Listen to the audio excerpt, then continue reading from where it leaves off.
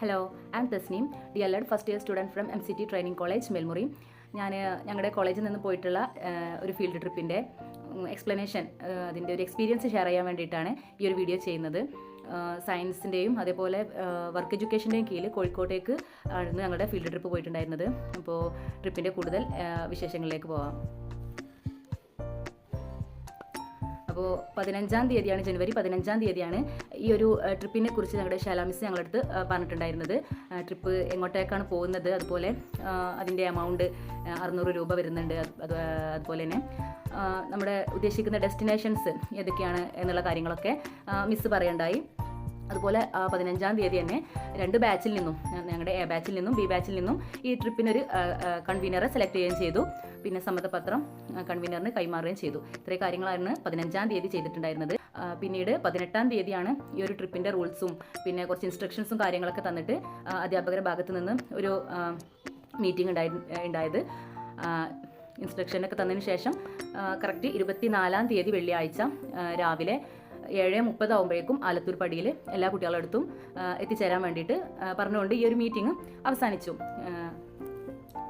പിന്നീട് ഈ ഒരു മീറ്റിങ്ങിൽ കുറച്ച് കമ്മിറ്റികളൊക്കെ സെലക്ട് ചെയ്ത് കമ്മിറ്റി മെമ്പേഴ്സിനൊക്കെ സെലക്ട് ചെയ്തിട്ടുണ്ടായിരുന്നു. ഫസ്റ്റായിട്ട് വരുന്നത് 2 ബാച്ചിൽ നിന്നും കൺവീനേഴ്സ് 10 പേരെയാണ് ഫുഡ് കമ്മിറ്റിയിലേക്ക് സെലക്ട് ചെയ്യപ്പെട്ടത്. അടുത്തത് ഡിസിപ്ലിൻ കമ്മിറ്റിയിലേക്ക് 2 ബാച്ചിൽ നിന്നും 4 പേരെയും, ഫസ്റ്റ് എയ്ഡ് കമ്മിറ്റിയിലേക്കും അതുപോലെ 4 പേരെയും 2 ബാച്ചിൽ നിന്ന് സെലക്ട് ചെയ്തു. പിന്നെ ഡോക്യുമെൻറ്റേഷൻ വേണ്ടിയിട്ട് A ബാച്ചിൽ നിന്ന് ഫർസാനയും B ബാച്ചിൽ നിന്ന് മുഹ്സിന ജബിനെയാണ് സെലക്ട് ചെയ്യപ്പെട്ടത്.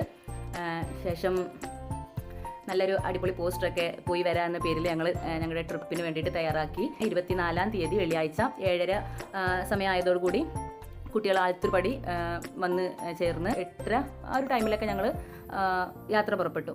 ശേഷം ഞങ്ങൾ ആദ്യത്തെ ഡെസ്റ്റിനേഷനായിട്ടുള്ള റീജിയണൽ സയൻസ് സെൻറ്റർ ആൻഡ് പ്ലാനറ്റോറിയത്തിൽ ഞങ്ങൾ കൃത്യം 9:50 അവിടെ എത്തിച്ചേർന്നു. പ്ലാനറ്റോറിയത്തിൻ്റെ കുറിച്ച് പറയുകയാണെങ്കിൽ അവിടെ പുറം കാഴ്ചകൾ തന്നെ നന്നായിട്ട് കൗതുകം വരുത്തുന്ന കാഴ്ചകളായിരുന്നു അവിടെ ഉണ്ടായിട്ടുണ്ടായിരുന്നത്. സയൻസുമായി ബന്ധപ്പെട്ട് കെമിസ്ട്രി, ഫിസിക്സ്, അങ്ങനെ സയൻസ് പരമായിട്ടുള്ള ഒരുപാട് എക്സ്പീരിമെൻറ്റ്സ്, കുട്ടികളെ ചിന്തയിൽ കൗതുകം വരുത്തുന്ന ഒരുപാട് എക്സ്പീരിമെൻറ്റ്സ് അവിടെ പുറത്ത് തന്നെ സജ്ജാക്കിയിട്ടുണ്ടായിരുന്നു. Fun science, mirror magic, hole of ocean, ഇതൊക്കെയാണ് പ്രത്യേകമായിട്ട് കണ്ടിട്ടുണ്ടായിരുന്നത്. ഫൺ സയൻസിൽ കുട്ടികൾക്ക് ഒരുപാട് രസകരമായിട്ടുള്ള എക്സ്പീരിമെൻറ്റ്സും കാര്യങ്ങളൊക്കെ ഉൾപ്പെടുത്തിയിട്ടുണ്ടായിരുന്നു. അതുപോലെ മിറർ മാജിക് ആയിരുന്നു അടുത്തത്. മിറർ മാജിക്കിൽ വന്നിട്ടുള്ളത് ഒരുപാട് കണ്ണാടികൾ ഉപയോഗിച്ചിട്ടുള്ള പലവിധം നല്ല ഇൻട്രസ്റ്റിംഗ് ആയിട്ടുള്ള കാര്യങ്ങളൊക്കെ അതിൻ്റെ ഉള്ളുണ്ടായിരുന്നു. പിന്നെ ഹോൾ ഓഫ് ഓഷ്യൻ എന്നുള്ള ഒരു സെക്ഷനിൽ നമ്മുടെ അക്വാറ്റിക് തിങ്സും ഒരുപാട് അക്വാറ്റിക് പരമായിട്ടുള്ള കാര്യങ്ങൾ, കളക്ഷനും ഡെമോസും ഒക്കെ അതിൽ ഉൾപ്പെട്ടിട്ടുണ്ടായിരുന്നു. പിന്നീട് 11 മണിക്കായിരുന്നു ഞങ്ങൾ 3D ഷോ അവിടെ ബുക്ക് ചെയ്തിട്ടുണ്ടായിരുന്നത്. കൃത്യം 11 മണിക്ക് ഞങ്ങൾ 3D ഷോ കാണാൻ വേണ്ടിയിട്ട് കയറി. നീൽ ആംസ്ട്രോങ്ങും സംഘവും ആദ്യമായി ചന്ദ്രനിൽ കാല് കുത്തിയിട്ടുള്ള ആ ഒരു ദൃശ്യങ്ങൾ നല്ല അടിപൊളി വിസ്മരിപ്പിക്കുന്ന രീതിയിലുള്ള ഒരു ഷോ തന്നെയായിരുന്നു. 11 മണി മുതൽ 11:30 വരെ നീണ്ടു നിൽക്കുന്ന ഒരു ഷോ തന്നെയായിരുന്നു അത്. അടുത്തതായിട്ട് നക്ഷത്ര ബംഗ്ലാവായിരുന്നു. 11:30 മുതലായിരുന്നു നക്ഷത്ര ബംഗ്ലാവിൻ്റെ അകത്തിലെ ഷോ തുടങ്ങിയിട്ടുണ്ടായിരുന്നത്. അതിനകത്ത് നക്ഷത്രങ്ങൾ, ഗ്രഹങ്ങൾ, അതുപോലെ സൗരയൂഥം, ഒരുപാട് സൗരയൂഥത്തിലെ ഒരുപാട് കാര്യങ്ങൾ നമ്മുടെ മുന്നിൽ നേർക്കാഴ്ച പോലെ കാണിച്ചു തരുന്ന ഒരു അനുഭവം തന്നെയായിരുന്നു നക്ഷത്ര ബംഗ്ലാവിൻ്റെ അകത്തുണ്ടായിരുന്നത്. കൃത്യം 11:50 ഷോ അവസാനിച്ചത്. അതോടുകൂടി നമ്മുടെ പ്ലാനറ്റോറിയത്തിലെ ഏതാണ്ട് കാര്യങ്ങളൊക്കെ 11:50, 12 മണിയോടുകൂടി കഴിഞ്ഞിട്ടുണ്ടായിരുന്നു. 2:15 നമ്മൾ അവിടുന്ന് നക്ഷത്ര ബംഗ്ലാവിൻ്റെ കാഴ്ച കണ്ട് ഫുഡ് കഴിച്ചതിന് ശേഷം നമ്മൾ അവിടുന്ന് പോകാനുണ്ടായത്. അടുത്തതായിട്ട് കേരള സോപ്പ് നിർമ്മാണ കമ്പനിയിലേക്കായിരുന്നു നമ്മൾ പോയിട്ടുണ്ടായിരുന്നത്. ഒരു 2:45 നമ്മൾ കമ്പനിയിലെത്തി. അവിടുന്ന് നമുക്ക് ആദ്യം തന്നെ അവിടുത്തെ ഒരു ഇൻസ്ട്രക്ടർ നമ്മുടെ കമ്പനിയെക്കുറിച്ചും കമ്പനിയുടെ പൊതു കാര്യങ്ങളെക്കുറിച്ചും നമുക്ക് കുറച്ച് പൊതുവായിട്ടുള്ള കാര്യങ്ങളും ഇൻസ്ട്രക്ഷൻസും കാര്യങ്ങളെല്ലാം നൽകേണ്ടായി. അതിനുശേഷം സോപ്പ് നിർമ്മാണത്തിൻ്റെ വിവിധ പ്രക്രിയകളും കാര്യങ്ങളൊക്കെ കാണാൻ വേണ്ടിയിട്ട് നമ്മളെ കമ്പനിക്കകത്തേക്ക് കയറാനുള്ള പെർമിഷൻ ലഭിച്ചു. സോപ്പ് നിർമ്മാണ കമ്പനിയുടെ അകത്തിലുള്ള കാഴ്ചകൾ എന്താണെന്ന് വെച്ചാൽ അതിൻ്റെ അസംസ്കൃത വസ്തുക്കളും മിഷനറീസും എല്ലാം ഘട്ടം ഘട്ടമായി നമ്മൾ വളരെ ആസ്വാദ്യകരമായി തന്നെ മനസ്സിലാക്കി.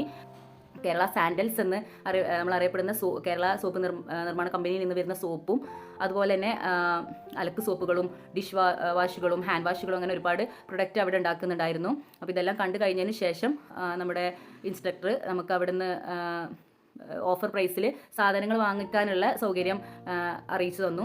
അതിൻ്റെ അടിസ്ഥാനത്തിൽ ഒരുപാട് പേര് അവിടെ നിന്ന് സോപ്പുകളും ഹാൻഡ് വാഷുകളും മറ്റ് ഉൽപ്പന്നങ്ങളൊക്കെ വാങ്ങേണ്ടായി. അതുപോലെ ഈ ഒരു അവസരം നമുക്ക് ഒരുക്കി തന്നതിനും അതുപോലെ വിലപ്പെട്ട ഒരുപാട് അറിവുകൾ ഞങ്ങളിലേക്ക് എത്തിച്ചു തന്നതിനും അവിടെ ഈ ഒരു അനുഭവത്തിൻ്റെ ഫീഡ്ബാക്ക് ദീപികയും അതുപോലെ സഫാനൊക്കെ അറിയിക്കേണ്ടായി. അതോട് കൂടി നമ്മുടെ ഈ ഒരു സോപ്പ് നിർമ്മാണ കമ്പനിയിലെ വിസിറ്റും അവിടെ അവസാനിച്ചു. ഒരു 4:45 കൂടി നമ്മൾ അവിടെ നിന്ന് പുറപ്പെടാനുണ്ടായത്. അടുത്തത് നമ്മുടെ ട്രിപ്പിലെ ഏറ്റവും മനോഹരവും അതുപോലെ അവസാനത്തേതുമായ കടൽ കാഴ്ചകളിലേക്കായിരുന്നു ഏറ്റവും അവസാനമായിട്ട് നമ്മൾ പോയത്. നമ്മുടെ കടലിലെ കാഴ്ചകളും അതുപോലെ സൺസെറ്റും സൂര്യാസ്തമയ കാഴ്ചകളെല്ലാം കണ്ട് വളരെ നല്ലൊരു അനുഭവം തന്നെ ആയിരുന്നു അവിടെ ഉണ്ടായിരുന്നത്. ഇത്രയും മനോഹരമായ അനുഭവങ്ങൾ ഒരുക്കി തന്ന ഞങ്ങളുടെ അധ്യാപകരോടൊക്കെ ഒരുപാട് നന്ദിയും കടപ്പാടും തോന്നിയ ഒരു നിമിഷം തന്നെ ആയിരുന്നു അത്. ഇത്രയൊക്കെയാണ് ഞങ്ങളുടെ ഈ